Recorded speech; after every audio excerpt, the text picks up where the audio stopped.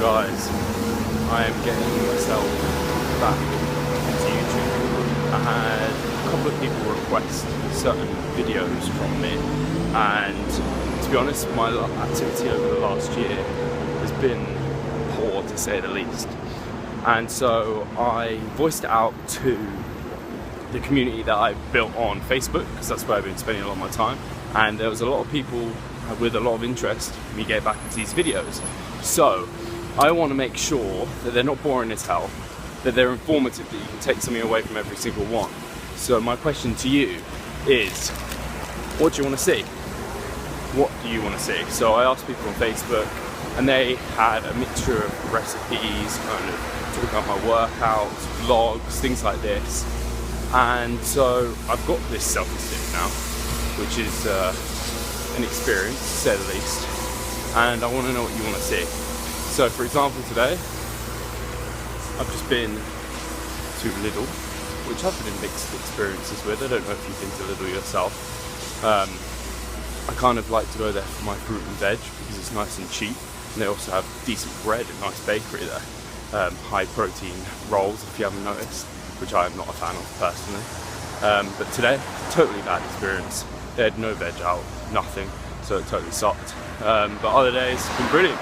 And they've had some like cheap ice cream, good frozen stuff, lots of deals. So that's generally where I go. But also in my mornings, I basically always listen to a podcast and do a bit of a power walk every single morning, because I have a sedentary job. If you didn't know, I was an online coach, and that's what I do. I train people over the internet. And so a lot of my time is spent on a desk. So I like to make sure in the morning, go for about a half an hour walk, educate myself at the same time, try and listen to a podcast. And the one I was listening to today was, we had Kamel, I've forgotten his last name, but he is from examine.com. So brilliant expert at supplementation. And something that I will give to you is that he was asked what's the new up and coming supplement, and he was kind of like, well, I don't think there really is anything amazingly important out there that's coming, because creatine essentially is like the best supplement for sports performance at the moment. And he said if anything is up and coming, it's HMB, but it's very kind of on the edge. He wouldn't go recommending it to anyone just now.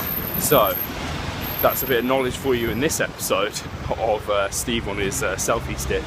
And also talked about how vitamin D is very important, and how in the US it's really pushed, but in the UK I would honestly say it's not pushed very much at all. It's becoming more of a thing now. During summer I'm not so sure it's that important, especially for someone like myself. If I'm doing these morning walks in the sun, half an hour, I'm probably getting my daily dose. But for someone in winter who isn't getting much sunlight, definitely causing people to get ill. So that was one area where he was saying where vitamin D, he's expecting to come higher up in the hierarchy of kind of supplementation that's recommended across the UK.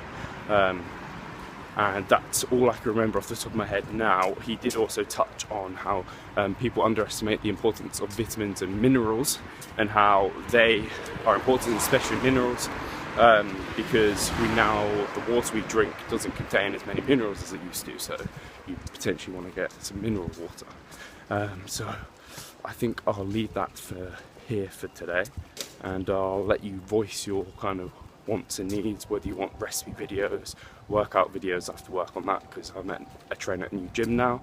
I'm now living in London, if you haven't been with me for a while. So let me know and I will get back to you. Cheers guys, and revive stronger.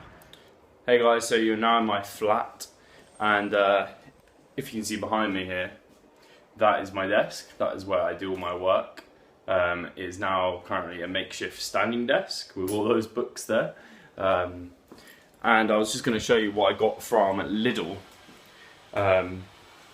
So in here there's a load of building work going on, so bear with me on that noise. But in my bag here, obviously they don't give you bags, so beware. Got myself, I couldn't help myself, 2 fresh bakery cookies. Just a cookie monster, guys. Got me some, I love the toasty bread, and they do their own brand, and it was on offer. So this is just some toasty white bread.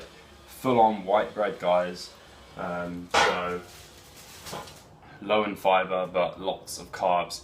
Me personally at the moment on 400 grams of carbs plus, so I generally get about 50 grams of fibre anyway, so not a worry to get carb sources like that. Got some mushrooms. They have really limited choice of just everything today.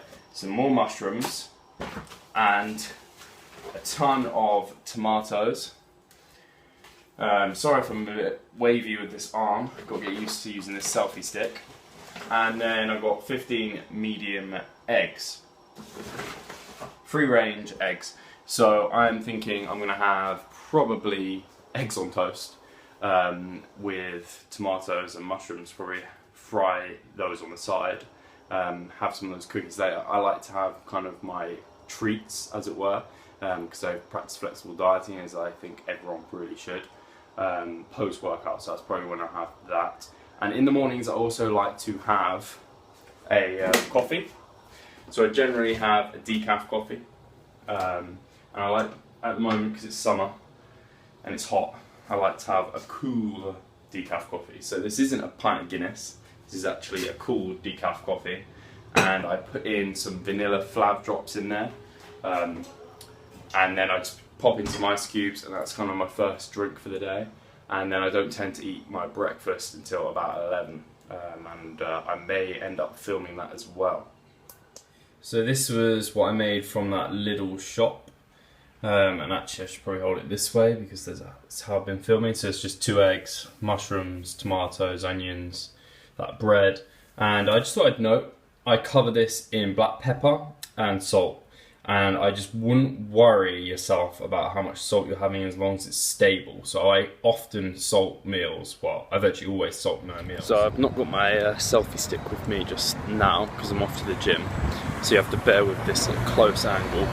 But I thought I'd just let you know that I live in Clapham, and so I train at Soho Gym in Clapham. So if you're in and around central London, you may well know where I'm talking about. And so I'm just off now. I normally train around 2 to 4, and days where work gets away from me, like today, it's just gone 4, which is a bit later than I like because the gym gets real packed, and I've got an off-peak membership because I can train off-peak and it's bloody expensive. New My Protein long sleeve t-shirt came today, really cheap.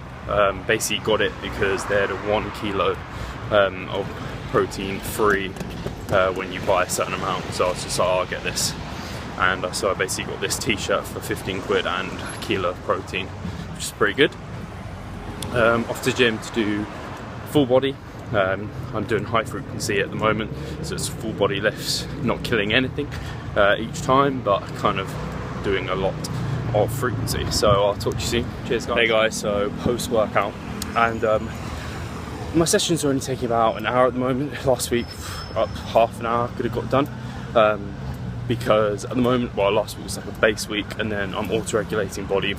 So the first few weeks are going to be quite easy. So then I'm adding sets as I go through and adding weight.